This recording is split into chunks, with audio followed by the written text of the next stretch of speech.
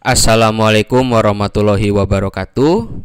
Pada tutorial kali ini kita akan melanjutkan ya tutorial sebelumnya, yaitu kita sudah berhasil membuat sebuah model prediksi ya menggunakan Jupyter Notebook yang kasusnya itu adalah prediksi penyakit diabetes.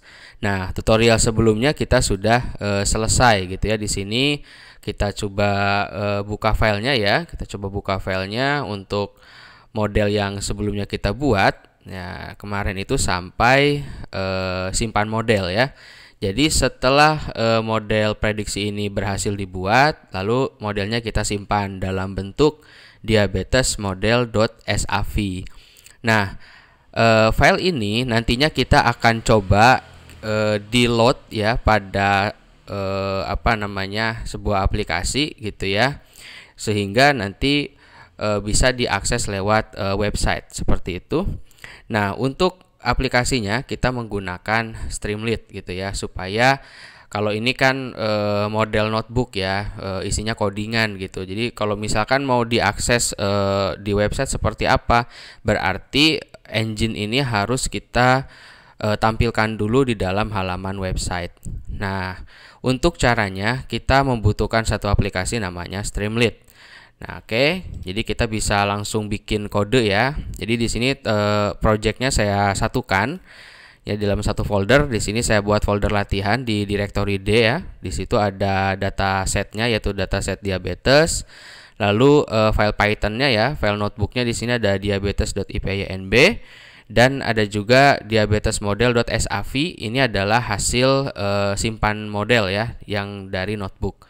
Nah, saya juga akan membuat satu model lagi atau satu file Streamlit di folder ini ya. Jadi disatukan seperti itu.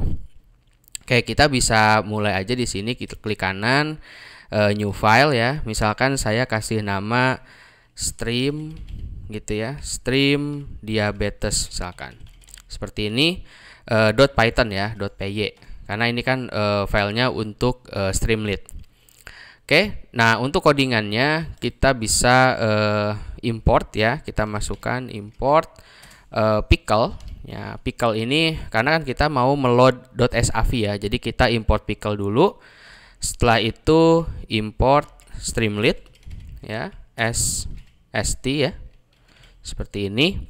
Nah, lalu hanya dua ini aja, pickle untuk load modelnya, import Streamlit untuk membuat codingan Streamlit-nya gitu ya. Nah, setelah itu kita coba baca modelnya. Ini saya kasih keterangan dulu, misalkan membaca model ya atau load model. Nah, untuk perintahnya kita bisa masukkan misalkan di sini diabetes model gitu ya. Sama dengan, nah di sini kita ambil datasetnya atau model yang udah kita buat ya, dengan perintah pickle ya .load ya, seperti ini, kurung buka kurung tutup. Nanti kita masukkan open. Nah, open kurung buka kurung tutup lagi. Lalu kita masukkan nama file .sav yang sudah kita simpan sebelumnya. Oke. Nah, untuk namanya kan di sini satu folder ya, yaitu adalah diabetes model.sav. Nah, ini kita copy saja namanya ya. Nah, seperti ini. Oke, jadi yang di load di sini adalah load model SAV-nya. Nah, seperti ini. Diabetes model.sav. Nah, kalau misalkan kenapa ini tidak dimasukkan alamat direktorinya ya, karena masih dalam satu folder ya. Jadi nggak saya masukkan di C atau di D seperti itu. Jadi langsung namanya karena masih dalam satu direktori gitu ya. Oke, lalu kalau misalkan sudah, kita masukkan lagi misalkan di sini kita kasih keterangan langsung judulnya ya, judul web misalkan. Judul webnya kita kasih st.title. Nah, seperti ini. Misalkan nama aplikasinya adalah aplikasi atau prediksi ya. Data mining misalkan prediksi diabetes. Nah, jadi ini adalah title judul websitenya. Jadi kalau misalnya kita running langsung ketemu judul website ini gitu ya. Oke. Nah, di sini kita coba save dulu. Nah, kita save. Lalu coba kita tes ya. Kita tes apakah si file Streamlit ini bisa dijalankan. Nah, kita lihat di sini judul filenya adalah strip-diabetes.py gitu ya. Nah, untuk menjalankan file Streamlit berarti kita masukkan ke command prompt dulu ya, cmd. Nah, ini kan saya ada di C ya. Posisi lagi di C, saya pindahkan dulu ke D. Terus di sini direktorinya adalah latihan, berarti cd latihan. Kita masuk folder latihan dulu. Nah, lalu di latihan kalau kita dir, nah di dalamnya itu ada stream-diabetes.py ya, strip-diabetes.py. Nah, untuk merunning file Streamlit, berarti kita masukkan perintah di sini Streamlit spasi run spasi nama aplikasinya. Nah, aplikasinya adalah tadi ya strip-diabetes.py gitu ya. Nah, kalau udah kita enter aja. Oke, tunggu sebentar. Nah, sekarang udah jalan.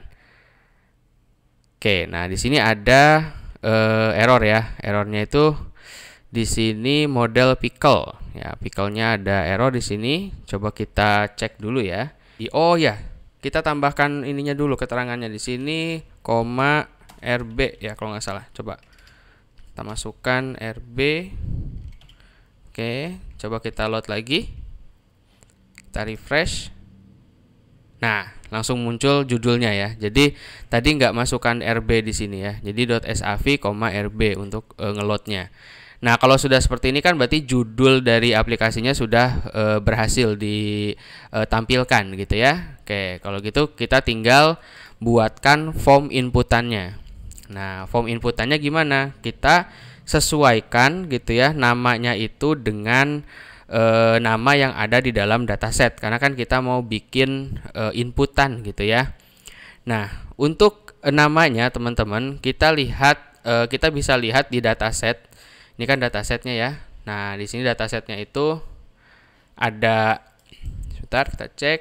Di sini untuk dataset itu ada pregnancies, glucose gitu ya. Ada blood pressure, skin thickness, insulin, BMI, diabetes, pedigree function, ada age dan outcome.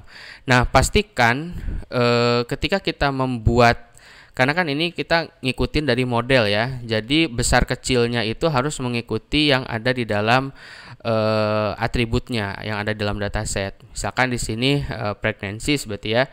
Nah, ini kita copy aja pregnancies ya supaya nggak salah ya. Berarti di sini pregnancies sama dengan gitu ya st text, misalkan di sini st text input. Nah, di sini ya text inputnya apa? Misalkan di sini kasih nama input nilai, misalkan input nilai pregnancies gitu ya. Nah, coba kita save. Nah, coba kita lihat di browser. Kita refresh. Nah, di sini ada inputan ya, input nilai pregnancies-nya. Oke. Nah, kalau sudah, kita lanjutkan lagi untuk atribut lainnya ya. Di sini ada atributnya glucose. Nah, glucose juga sama.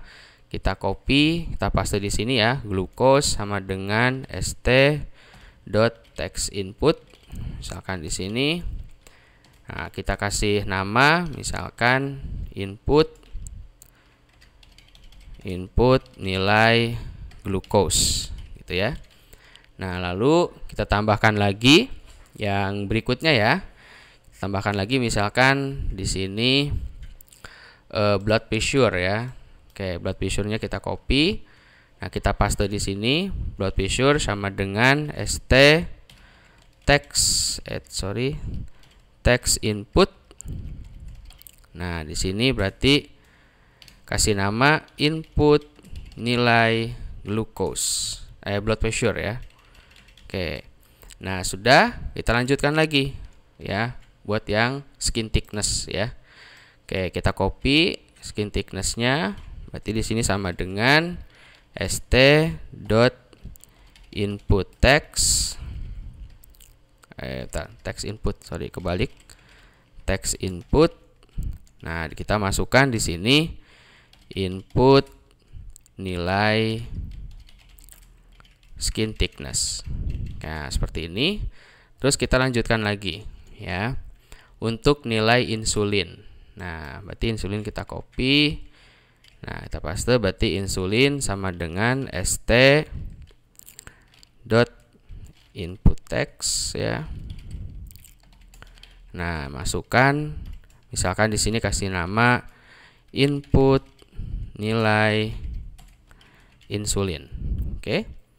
Lalu kita masukkan lagi atribut yang berikutnya adalah BMI ya. Oke, BMI juga sama. Berarti BMI-nya kita copy, ini BMI-nya gede semua ya. BMI sama dengan st dot text input. Nah, di sini kita kasih keterangan namanya input nilai BMI gitu ya. Oke. Nah, seperti ini. Oke, enter lagi.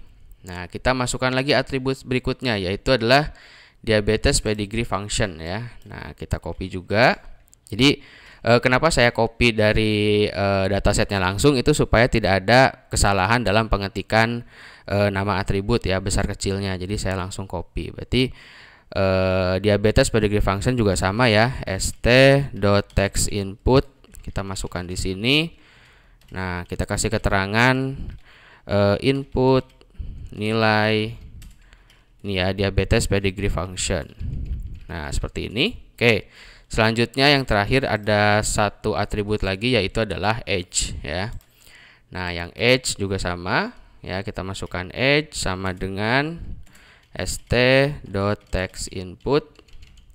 Berarti di sini kasih kurung buka input nilai age. Seperti itu. Oke, kita coba cek dulu di browser ya. Sudah terupdate atau belum? Kita refresh.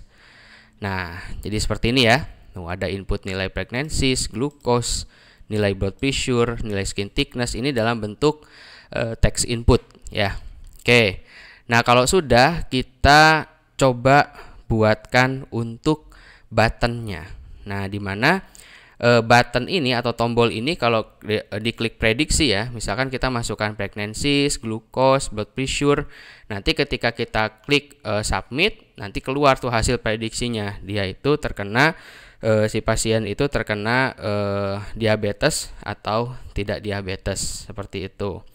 Nah, jadi kita tinggal membuat tombolnya. Ini cepat ya, jadi kita bikin tampilan, setelah itu kita buat tombolnya. Dimana nanti tombolnya juga memanggil model dari yang udah kita bikin di Jupyter Notebook ya. Jadi nggak perlu ngoding SVM lagi gitu. Oke. Nah, kita bikin dulu, saya kasih keterangan di sini ya. Nah, di sini misalkan saya masukkan keterangan, misalkan di sini kode prediction-nya untuk prediksi. Oke, di sini saya kasih keterangan, kasih nama misalkan diabetes diagnosis ya, misalkan diagnosis. Nah, seperti ini sama dengan tick ya, petiknya nanti kita buat. Oke, lalu kita di sini buat keterangan lagi, membuat tombol untuk prediksi. Oke. Nah, kita jadi buat tombolnya. Jadi ketika kita klik tombol di sini, nanti inputan ini langsung diproses gitu ya. Oke, untuk membuat tombol prediksi, kita kasih codingan ya. Misalkan di sini kita kasih kondisi if, misalkan sini st.button ya, karena kita buat ini ya, tombol gitu ya. Oke, kita kasih kurung buka prediksi berarti ya. Tes diabetes, misalkan tes prediksi diabetes. Nah, seperti ini judulnya. Nah, kita kasih kondisi ya di sini if st button ya, tes prediksi diabetes, lalu kita panggil di sini. Nah, di sini berarti diagnosis ya, atau dia prediction ya. Dia prediction berarti dia prediction sama dengan, berarti di sini kita masukkan diabetes model yang atas ya, berarti diabetes model dot predict, berarti Nah, kita masukkan .predict. Nah, di sini baru kita isi yang mau diprediksi itu berdasarkan atribut apa. Ya kan, di sini tadi ada mulai dari pregnancies, glucose, blood pressure gitu ya. Nah, kita masukkan kurung buka gitu ya, terus kurung kotak gitu ya. Nah, di sini kurung kotaknya 2 kali ya. Nah, terus kita masukkan di sini mulai dari pregnancies ya. Terus juga koma, kita tambahkan lagi glucose ya, urutannya. Jangan lupa ya glucose, lalu ada blood pressure. Di sini ada blood pressure, terus kita tambahkan lagi skin thickness ya. Di sini kalau nggak salah habis blood pressure tuh ya skin thickness. Oke, skin thickness, terus insulin ya. Nah, di sini ada insulin. Setelah insulin ada BMI ya. Ini kita enter aja di sini ya, BMI, koma dulu. Insulin, BMI. Nah, ini BMI, terus ada lagi diabetes pedigree function. Nah, ini terus koma lagi, dilanjutkan age ya. Nah, seperti ini. Jadi di sini tuh kita bikin model prediksinya, teman-teman. Nah, ini saya kembalikan ke kiri lagi. Oke, kalau misalkan sudah, kita coba enter lagi ya. Nah, kita tambahkan lagi kondisinya, berarti if gitu ya. Di sini dia predictionnya, misalkan if dia prediction ke 0 ya, ke array 0. Coba kita kasih kotak ke 0 sama dengan true, berarti ya. Nah, maka di sini prediksinya adalah diagnosis sama dengan, berarti kalau misalkan benar pasien terkena diabetes, misalkan seperti ini. Oke, else-nya berarti kita kasih else di sini. Else berarti diagnosis sama dengan, berarti kalau salah berarti pasien tidak terkena diabetes. Nah, seperti ini ya. Oke, kalau misalkan sudah, kita kasih di sini st.success ya, biar jadi hijau gitu ya. Ada apa? Ada keterangan hijaunya, sukses dalam kurung diagnosis. Nah, seperti ini codingannya ya. Jadi setelah kita memasukkan inputan gitu ya, jadi masukkan judul, terus identifikasi inputannya. Setelah identifikasi inputannya, kita buat tombolnya, dimana di tombol itu ya kita kasih nama tombolnya tes prediksi diabetes. Nanti dia akan langsung mengeksekusi dia predictionnya, dimana dia predictionnya ini memanggil diabetes model ya, diabetes model dari SAV ini ya. Nah, ini diabetes modelnya itu adalah dia memanggil atribut mulai dari pregnancies, glucose, blood pressure, skin thickness, insulin ya, BMI, diabetes pedigree function, dan age. Nah, setelah dipanggil ini baru kita kasih kondisi ya. Di sini ada kondisi if gitu ya. Nah, jika itu di sini dia predictionnya yaitu sama dengan 1, maka pasien terkena diabetes. Nah, selain itu pasien tidak terkena diabetes. Nah, kita bisa save ya. Kita save, terus kita coba refresh untuk yang di websitenya. Coba kita refresh. Nah, di sini ada error ya.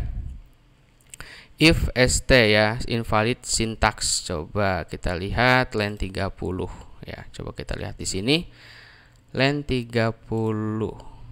Oke, if di sini, oh iya, ini tanda titik 2-nya belum ada ya.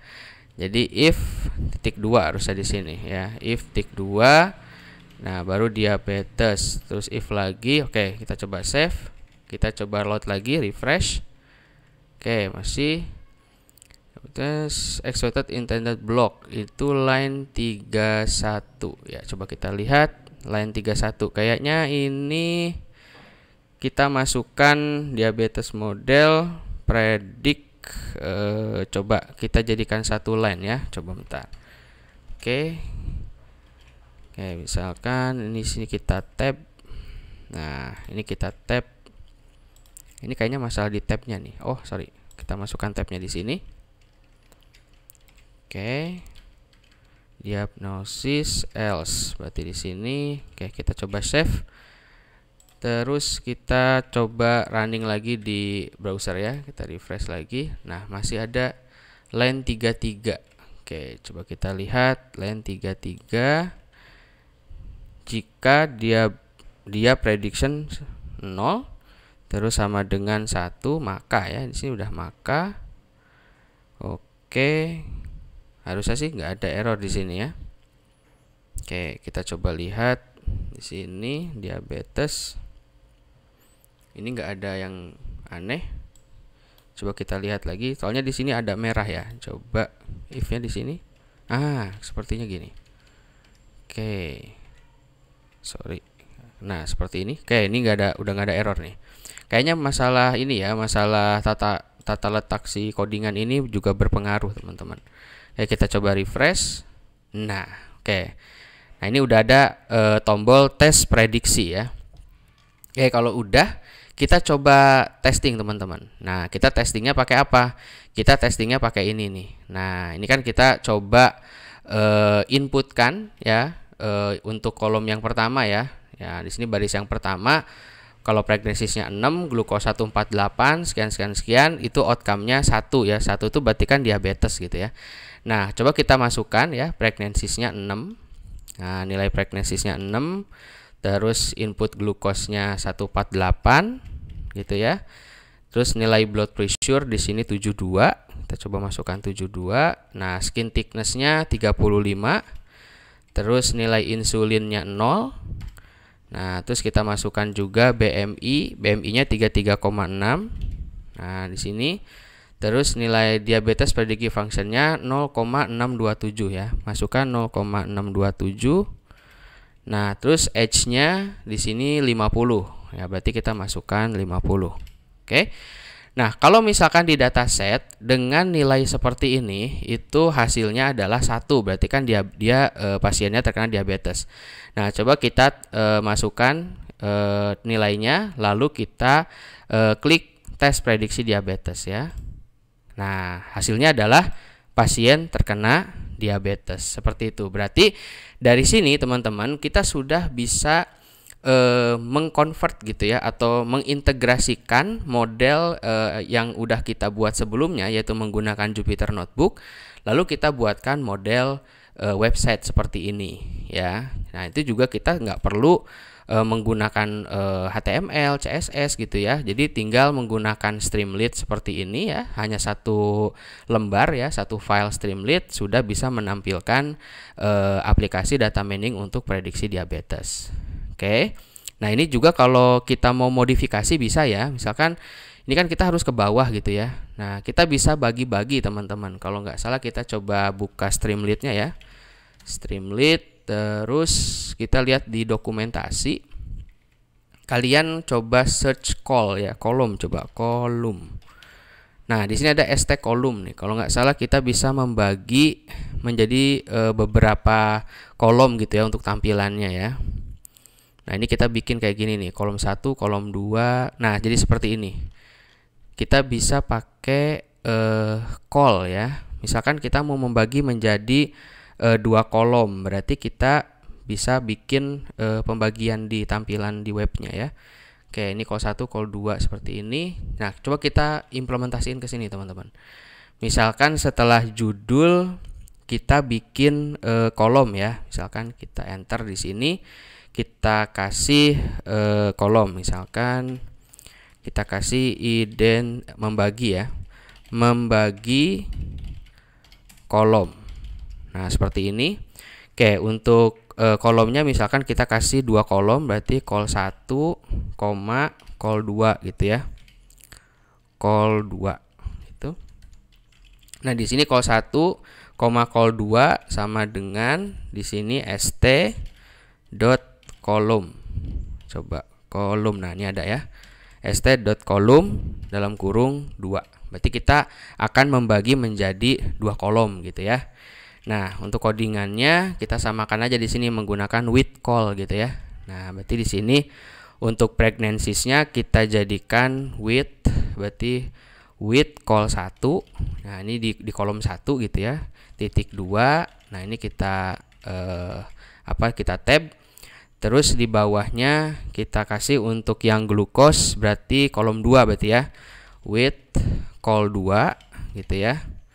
Nah, ini kita kasih tick 2, terus kita tab. Nah, seperti itu. Lalu blood pressure-nya col 1 ya. Berarti with col 1. Nah, di sini tick 2, terus blood pressure-nya kita tab. Lalu skin thickness berarti col 2 ya. Berarti with col 2 di sini. Nah, col 2 titik 2, terus kita skin thickness-nya kita tab. Jadi skin thickness ini ada di kolom 2 gitu ya. Lalu insulin kita col 1 berarti ya, col 1 width ya. Width col 1. Nah, di sini titik 2, terus insulinnya kita tab. Oke, terus BMI-nya berarti col 2. Nah, ini kita bagi teman-teman ya. Width col 2 berarti. Width col 2.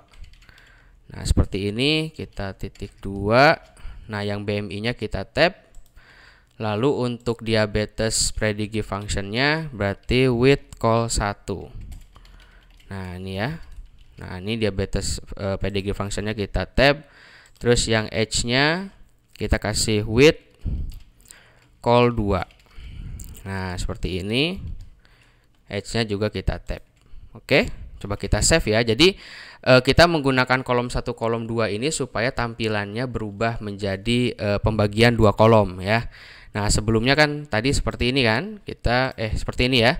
Data mining prediksi diabetes, terus form inputannya itu kan ke bawah. Nah, tadi itu kita membagi menjadi 2 kolom ya. Nah, gini kalau udah kita refresh aja. Oke, nah jadi seperti ini. Jadi pregnancies kolom 1, glukos kolom 2, input nilai blood pressure-nya kolom 1, skin thickness-nya kolom 2, seperti itu. Nah, baru nanti dimasukkan tes prediksi diabetes seperti itu, teman-teman ya. Oke, ini kan udah jadi 2 kolom ya. Nah, jadi teman-teman juga bisa ke 3 kolom ya. Kalau 3 kolom berarti tinggal identifikasi col 3, ST kolomnya juga di sini jadi 3 gitu. Nah, cuma tadi di sini kita bagi menjadi 2 kolom saja ya. Nah, coba kita tes lagi teman-teman. Ini kan udah dibagi kolom ya. Kalau tadi kan tes yang yang terkena diabetes. Nah, coba kita tes untuk yang tidak terkena diabetes nih. Nah, kalau di sini sih di dataset di baris ketiga ya. Kita coba masukkan pregnancies-nya 1.